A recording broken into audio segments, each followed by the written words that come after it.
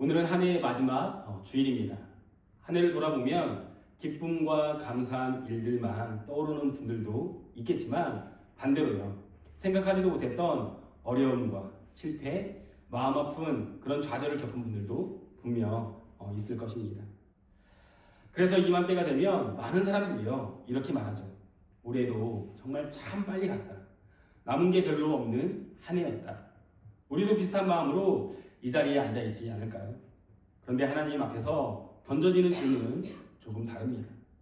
너는 이 한 해를 어떤 증인으로 살았느냐라는 질문이에요. 우리는 보통 증인이라고 하면 법정에 서서 사실을 말해주는 사람을 떠올립니다. 말 잘하고 기억력 좋은 사람을 생각하죠. 하지만 성경이 말하는 증인은 그런 의미가 아닙니다. 요한복음 15장 27절 말씀입니다. 우리 한번 읽어볼까요? 시작! 너희도 처음부터 나와 함께 있었으므로 나의 증인이 될 것이다. 여기서 증인이란 말을 많이 하는 사람이 아니라 예수님과 함께 살아왔던 사람입니다.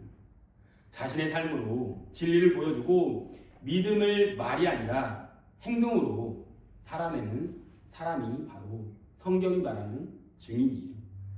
오늘 본문에서 바울은 바로 그런 증인의 자리에 서 있는 것입니다. 아그리파 왕 앞에 선 바울의 모습은요, 겉으로 보면 피고인이에요. 다시 말해서 재판을 받는 사람이죠. 그런데 동시에 그는 분명히 복음의 증인으로 서 있는 것입니다. 한 해를 돌아보는 이 마지막 주일, 이 장면은 우리에게 이렇게 묻는 것 같습니다. 당신은 지금 누구의 증인으로 이 자리에 서 있습니까? 사랑하는 성도님들, 솔직히 삶 속에서 예수님의 증인으로 산다는 말이 정말 우리에게 부담스럽게 느껴질 때가 있지 않습니까? 저 역시 그런 생각을 한 적이 있습니다. 나는 말도 잘 못하고 믿음도 늘 흔들리는데 이런 내가 어떻게 증인이 될 수 있을까? 아마 이 자리에 앉아있는 분들도, 많은 분들도 비슷한 마음을 가지고 계실 것입니다. 하지만 바울을 보면 분명해진 것이 하나 있습니다. 증인의 삶에서 중요한 것은 완벽한 말이 아니라 삶으로 그 진리를 보여주는 것이라는 것입니다. 우리가 살아가는 평범한 일상 속에서 일터에서, 가정에서, 학교에서, 그리고 우리가 친구와의 그런 관계 속에서 예수님의 사랑과 은혜가 조금이라도 드러난다면 그것이 바로 증인의 삶이라는 겁니다.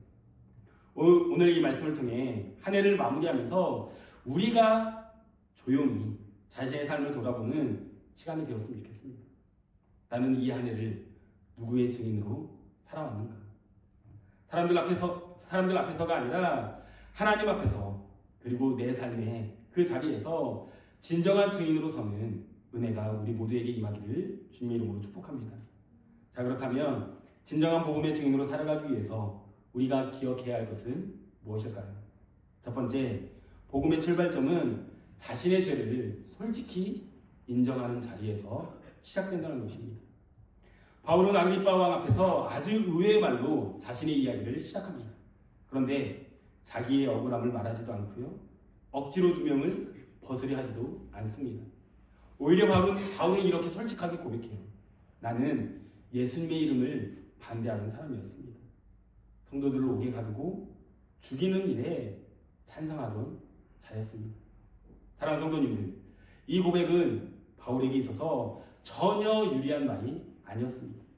괜히 이런 이야기를 꺼냈다가는 재판에서 더 불리해질 수 있는 상황이었어요. 그런데 바울은 왜 이렇게 이야기했을까요? 바울은 분명히 알고 있었기 때문입니다. 복음은 내가 얼마나 괜찮은 사람이 되었는가를 말하는 것이 아니라 하나님이 나를 어떤 사람에서 어떻게 살리셨는가를 말하는 것이라는 사실을 말합니다. 본문 9절에서 바울은 이렇게 이야기하죠. 우리 한번 같이 읽어볼까요? 시작! 사실 나도 한때는 나사렛 예수의 이름을 반대하는데 할 수 있는 온갖 일을 다해야 한다고 생각하였습니다. 바울은 여기에서 변명하지 않아요. 그때 몰랐습니다. 환경이 어쩔 수 없었습니다. 이런 말도 하지 않습니다. 내가 그랬다라고 담담히 인정할 뿐입니다. 사랑하는 성도님들, 바로 이것이 복음의 출발점이라는 거예요. 복음은 언제나 자기 의를 내려놓는 자리에서 시작됩니다. 그래서 로마서 5장 8절이 이렇게 설명해요. 그러나 우리가 아직 죄인 되었을 때에 그리스도께서 우리를 위하여 죽으셨습니다. 이리하여 하나님께서는 우리들에 대한 자기의 사랑을 실증하셨습니다. 확인해 주셨다는 거. 우리는 신앙생활을 하다 보면 자꾸 괜찮아진 이야기만 하고 싶어집니다. 잘된 이야기, 변화된 이야기, 성공한 이야기의 간증들만 말하고 싶어요. 또 듣고 싶어 하죠. 특히 교회에 오래 다녔다면 더 그럴 것입니다. 이 정도면 믿음이 괜찮은 거 아니에요? 이 정도면 신앙인답게 산 거지. 이런 마음이 어느 순간 우리 마음 안에 슬그머니 올라옵니다. 하지만 복음은 언제나 우리를 다시 이 자리로 데려옵니다. 나는 죄인이었습니다. 나는 하나님 없이는 살 수 없는 사람이었습니다. 바로 이 고백에서부터 참된 증인의 삶이 시작됩니다. 저 역시 목회자가 되었지만 돌아보면요, 하나님 없이 살던 그 시절, 제 욕심, 제 자존심 때문에 상처 준 사람들이 너무나도 많습니다. 그때를 떠올리면 지금도 마음이 무거워요.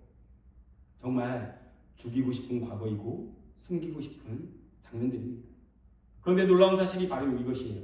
하나님은 우리의 부끄러움을, 그 부끄러운 과거를 없애버리지 않으신다는 것입니다. 오히려 그 부끄러운 과거를 통해 증언의 재료로 사용하신다는 것입니다. 바울의 간증이 힘을 가질 수 있었던 이유도 바로 여기 있어요.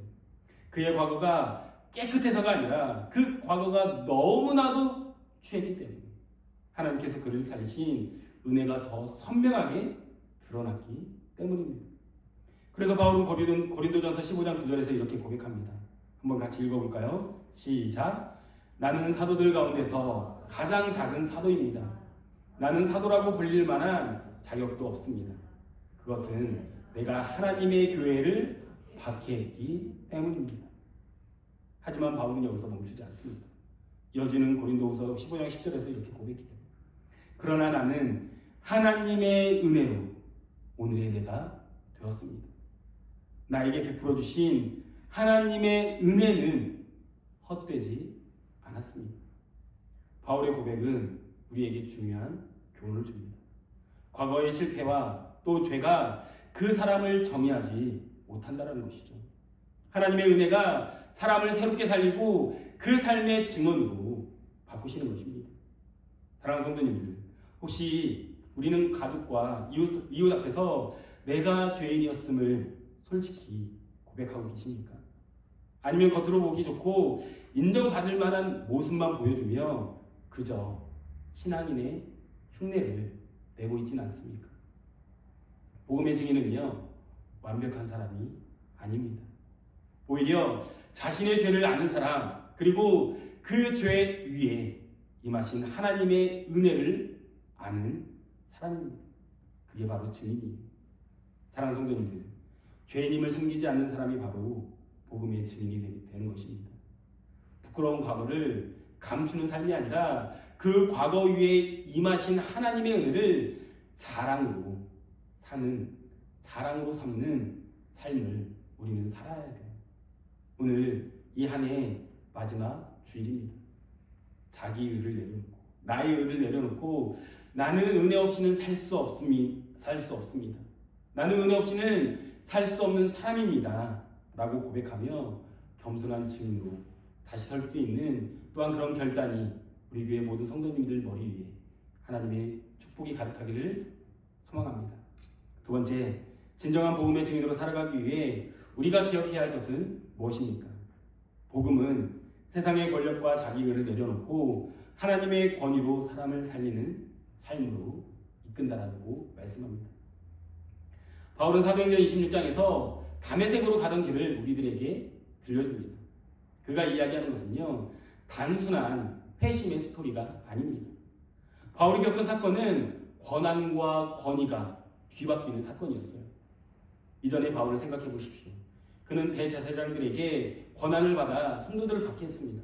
세상의 권위를 등에 업고 사람들을 눌렀습니다. 네가 틀렸어. 이리로 와라. 그 권위의 언어로 사람들을 겁주고요. 억압하고 심지어 죽음으로까지 몰아넣기까지 했습니다. 그런데 부활하신 주님을 만난 이후에 바울은요, 완전히 다른 모습으로 전혀 다른 권한이 그에게 주어졌다는 거예요. 본문 18절 말씀입니다. 함께 읽어볼까요? 시작! 이것은 그들의 눈을 열어주셔서 그들이 어둠에서 빛으로 돌아서고 사탄의 세력에서 하나님께로 돌아오게 하며, 이 사건은 단순히 삶의 방향이 바뀐 사건이 아니었습니다. 바울의 권한이 세상의 권위에서 하나님의 권위로 바뀌는 놀라운 사건입니다. 그의 말과 행동을 이끄는 힘이 이제는요, 인간의 평가나 세상의 법이 아니라 하나님의 권한으로 바뀐 거예요. 이제 바울은 사람을 억압하고 눌렀던 힘이 아니라 하나님의 뜻을 전하고 사람을 살리는 힘으로 살아가게 된 것입니다. 사랑하는 성도님들, 우리도 늘 이런 권한 아래 살아갑니다. 돈이 권력처럼 느껴질 때가 있습니다. 내가 돈으로 해결할 수 있다.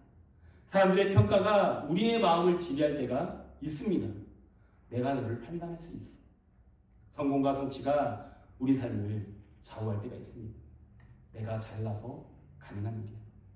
문제는 이것입니다. 이것이, 이 권한이 사람을 살리는 데 쓰이는가, 아니면 억압하고 상처를 주며 어둠 속으로 몰아넣는 도구가 되는가를 우리는 봐야 합니다. 한 해를 돌아보십시오. 나는 세상의 힘으로 누군가를 억압하거나 내 말과 선택 때문에 누군가를 더 어둡게 만들지 않았나 돌아보십시오. 우리가 흔히 생각하는 것처럼 그저 착한 사람, 열심히 있는 사람으로만 사는 것으로 우리는 충분하지 않습니다. 복음은요, 우리를 단순히 착한 사람으로 만드는 게 아니에요. 신앙생활을 잘한다고 해서 착한 사람이 아니라는 것입니다. 권한의 주인을 바꾸는 사건이 바로 복음의 시작이에요. 요한복음 1장 5절 말씀입니다. 그 빛이 어둠 속에서 비치니 어둠이 그 빛을 이기지 못하였다. 바울은 더 이상 어둠의 편에 서지 않았습니다. 세상의 권력이나 자기 의를 의지하지 않고 빛의 증인으로 방향을 돌렸던 겁니다. 그의 말과 삶, 판단과 선택이 이제는요, 사람을 죽이는 것이 아니라 사람을 살리는 데 쓰이게 된 것입니다. 사랑하는 성도님들, 한 해를 마무리하며 새해를 앞두고 우리 모두의 권한의 주인을 다시 한번 점검해 보길 소망합니다. 세상의 힘과 성공이 아니라 성령의 권한으로 사람을 살릴 수 있는 증인으로 설 수 있는 여러분들이 되길 소망합니다. 여러분의 말, 또한 선택, 행동 하나하나가 사람에게 생명을 주고 어둠을 비추는 도구가 되기를 주님의 이름으로 축복합니다. 마지막으로 진정한 복음의 증인으로 살아가기 위해 우리가 기억해야 할 것은 무엇입니까? 진정한 회개는 삶의 방향을 하나님께 돌리고 고난 속에서도 하나님의 일하심을 증거하는 삶입니다. 바울이 아그리빠 왕 앞에서 이렇게 이야기합니다. 본문 20절 말씀입니다. 함께 읽겠습니다. 시작!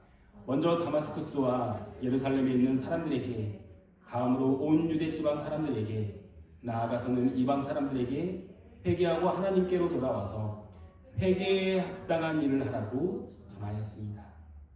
여기서 우리가 주목해야 할 것은 회개라는 단어입니다. 회개는 단순히 죄송합니다, 미안합니다 라는 말로 끝나는 게 아니라 그냥 후회하거나 미안한 마음만 느끼는 것도 회개가 아닙니다. 진짜 회개는 우리의 삶의 방향을 실제로 바꾸는 겁니다. 돌이키는 거예요. 말이 아니라 행동으로 하나님께 돌아가는 것. 그게 바로 진짜 회개입니다. 바울은 이 회개의 사명을 고난 속에서도 멈추지 않았어요. 그는 자신의 생명, 자유, 명예, 심지어 안전까지 걸고 유대인과 이방인에게 그리스도의 고난과 부활을 선포했습니다. 그의 삶 전체가 복음의 증거였던 것이죠. 여기서 중요한 포인트가 있습니다. 바울이 전한 부활은요, 단순한 지식이 아니었다는 거예요. 부활을 이론적으로 믿는다가 아니라 현실 속에서 실제로 살아 경험하는 사건이었습니다. 그래서 부활을 믿는 사람은요, 지금 겪는 그 고난과 문제를 완전히 다르게 해석할 수 있습니다. 실패는 끝이 아니라 과정이고 상처는 절망이 아니라 증언이 되는 것입니다. 흔히 우리는 힘든 상황을 보면 좌절하면서 왜 나만 이런 일을 겪냐, 겪어야 하지 라고 묻고 합니다. 하지만 부활을 아는 사람은요, 그 고난 속에서도 이렇게 고백할 수 있습니다. 이 모든 일 속에 하나님이 일하고 계신다는 말이죠. 한 해를 마무리하며 우리의 삶을 돌아보십시오. 가정의 갈등, 반복되는 죄, 중독, 인간관계에서 받은 상처, 이런 문제들은 결코 하나님께서 외면하시는 일이 아닙니다. 하나님은 우리에게 말씀하세요. 이 사건들을 십자가와 부활의 언어로 다시 읽어라. 즉, 지금 겪는 고난, 실패도 부활의 증언이 될 수 있다는 것입니다. 고린도후서 5장 17절 말씀입니다. 우리 한번 같이 읽어볼까요? 시작. 누구든지 그리스도 안에 있으면 그는 새로운 피조물입니다. 옛 것은 지나갔습니다. 보십시오, 새 것이 되었습니다. 여기서 말하는 삶의 새로움은요, 단순히 마음이 가벼워진다는 뜻이 아닙니다. 삶의 관점 그리고 행동이 실제로 달라지고요, 주님의 복음이 내 삶을 통해 현실로 나타나는 것을 의미해요. 바울은 어떠했을까요? 그는 자신이 겪었던 그 고난, 시련을 통해서 십자가와 부활의 증거가 되고 증인이 되었고, 그 증언은 오늘날 우리들에게까지 전해지고 있습니다. 솔직히 말해 우리가 바울처럼 살기는 어렵습니다. 하지만 그렇다고 해서 우리에게 부활의 증언이 불가능한 것은 아니라는 거예요. 우리 삶 속에서도 회개에 합당한 열매를 맺으며 부활의 증인이 될 수 있습니다. 내가 온전히 돌이켜 하나님 편에 섰을 때. 사랑하는 성도님들, 회개에 합당한 열매는 오늘도 우리에게 맺힐 수 있습니다. 고난 속에서도 부활을 증언하는 증인으로 서십시오. 부족하고 연약한 나를 통해서도 하나님께서 일하실 것을 믿음으로 한 해를 마무리하는 이 시간, 삶의 부활을 증언하는 은혜가 성도님들에게 함께 하시기를 주님의 이름으로 축복합니다. 적용 질문 드리겠습니다. 내 삶 속에서 숨기고 싶거나 인정하기 어려운 행동이나 마음은 무엇입니까? 내 말과 행동이 사람을 세우는 도구가 되려면 무엇을 바꿔야 할까요? 지금 겪는 어려움 속에서 하나님이 일하심을 어떻게 보여줄 수 있을까요? 이 시간 주신 말씀을 기억하며 함께 기도하며 나아가겠습니다.